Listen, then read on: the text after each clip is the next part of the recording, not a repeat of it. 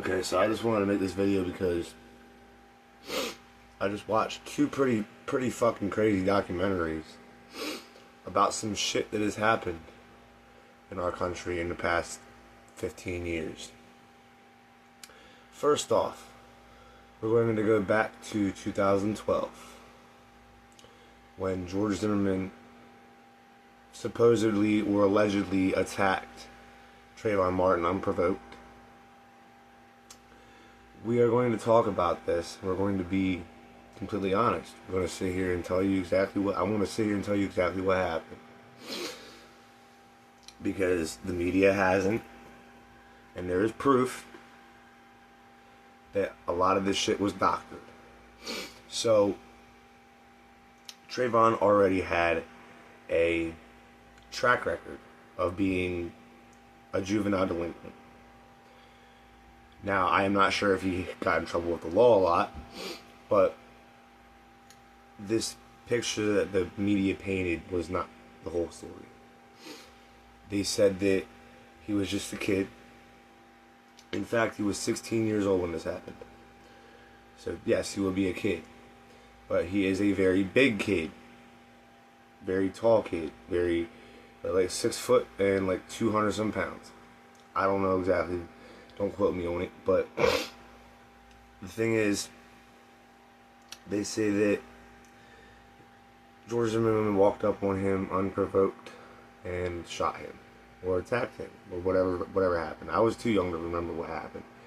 They said that he did an unprovoked attack, but in reality,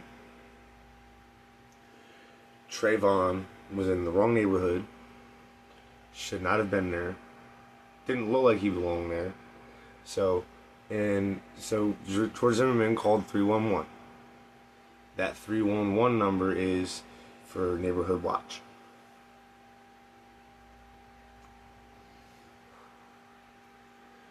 And he called 311 and reported that at the time there was a lot of burglaries going on. So they were on lookout for people. And most of these suspects were black males. And you can call me racist, but it's fact. It's stated right there. And you can literally look it up. But you got these people coming into this neighborhood and doing burglaries. So of course you're going to be suspicious when you see someone you don't know walking through your neighborhood. Someone you don't know that fits the description of multiple suspects that were coming through the area and doing home invasions. So he called 311 and he reported it to the dispatcher. And the way the ABC spun this was pretty disgusting, if you ask me. They doctored the information. They cut out shit, for one. They cut out the part where the officer asked the race of the suspect. Was he white, black, or Latino? And they just made it look like George Zimmerman brought up race first. It's fucked up. And I honestly think George Zimmerman should have sued. And there is a second call from a bystander that was in her house. And in the background, you can obviously hear someone screaming for their life. And it did not sound like Trayvon Martin. It sounded like George Zimmerman. And this is a cut and wash self-defense case. But the media painted it to be just some random kid going to the store for Skittles. The thing that's really fucked up about it is the fact that they spun this narrative that it's just this racist, senseless killing, and it's white supremacy every single time that, someone who happens to be white kills a black person. And at the same time, they won't look at the fact that black people kill more white people than white people kill black people. It's just statistics. And these people claim to be such, it's like These people claim to be supportive of statistics and actually look at statistics, but you don't look at it. You don't listen to, like, you don't actually look at the FBI crime statistics. So, I honestly, that's the first one I want to talk about. Now, I don't know nothing about Michael Brown, and I don't know nothing about Freddie Gray. I did see video. I do remember Freddie Gray pretty distinctively. I was at camp when I heard about it, and I was up in this camp in like northern PA. But now that was fucked up. I will admit that. I will say that that was fucked up. But like I said, you know, like a lot of people said before me, if you don't resist arrest, if you don't act like a fucking fool in front of the cops, you won't get fucking hurt. Most likely. You know, they'll put you in handcuffs, put you in the back of a squad car. If you're getting arrested, they'll send you to the jail. That's how justice is in this country. But people like to say there's no justice. And that brings me to my next point, the Derek Chauvin case. Now, I watched a very, very descriptive documentary called The Fall of Minneapolis last night. I sat and watched it in its entirety, the whole hour and 45 minutes. And there's a lot of things that the media left out. A lot. Very, very crazy amounts of shit that the media left out. And a lot of things that were withheld from prosecutors. Like the fact that the MRT is a trained technique. That chief and the lieutenant that was up on the stand lied. They said that this is not a thing. And not only that, the first medical examiner lied. And the prosecution was told that stuff. There was stuff that was withheld, evidence that would have been, you know, plausible for, you know, it's not a murder case, because that is a trained restraint, and the angles of these videos that were being taken make it look like the knee was on his neck, when in reality it was just on his shoulder blades. In the medical examiner's autopsy, the second one, it says there was no signs of asphyxia, there was no damage to the neck, and there was, you know, the doctor said that where the knee was placed, if it was on his neck, it wouldn't be in any of the structural, it was on the structural part. So this part, if you step on somebody's neck like this, you're not going to choke them. That's not how it works. It has to be the front of your throat. Because that is where your trachea and your windpipe is. Your trachea and your windpipe are not on the side of your neck. That is bone and muscle.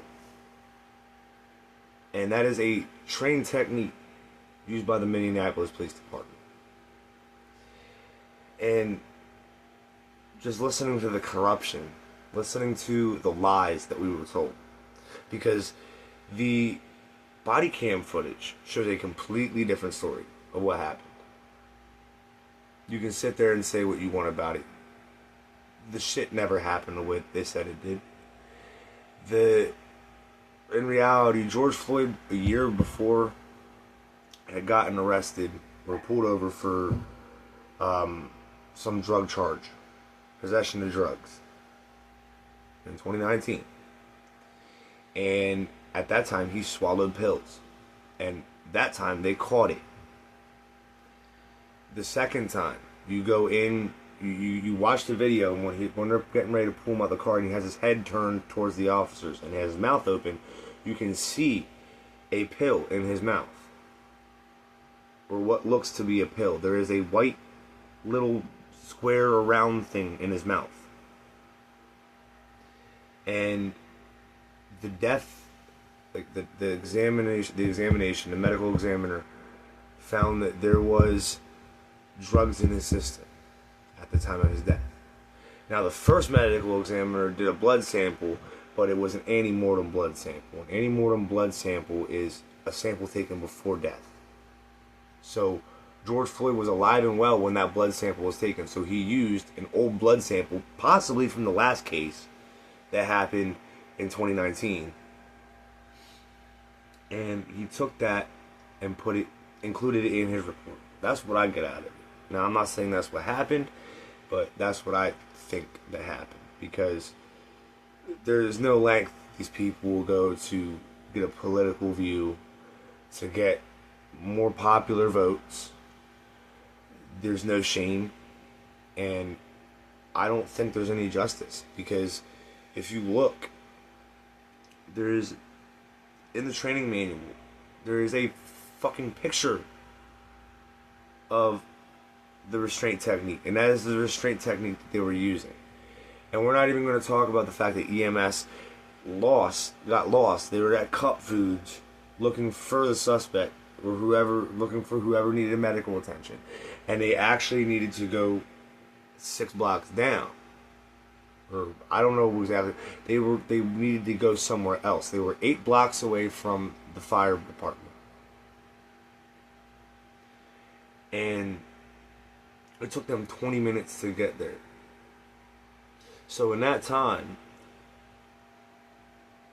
George Floyd either had a heart attack or he had no D. And we're not even going to talk about the fact that, I keep saying we're not talking about the fact, but we're just going to like look at the fucking facts. The facts are right in front of your face. The media lied. The prosecution team lied. They made this narrative that it was a race thing. They've done this multiple times. So many times, in fact, that I can't even count. And then when the people rioted, they called it peaceful protesting. I didn't see peaceful protesting. I saw people throwing frozen water bottles at officers, throwing projectiles at officers, burning down buildings, smashing up cars, impeding traffic. That's not peaceful protesting. And it's the same thing with the LA riots going on now and all the ICE riots going on now. Every time they pull this shit, it's called a peaceful protest, quote unquote.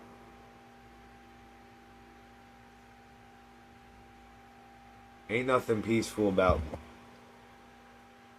burning down businesses, looting stores, mob ruling cars. There's nothing peaceful about that. And where I sit on it is I don't think that you should have your right taken away to peaceful protest, to speak out. It is your First Amendment right. You have your First Amendment right. That is God-given right.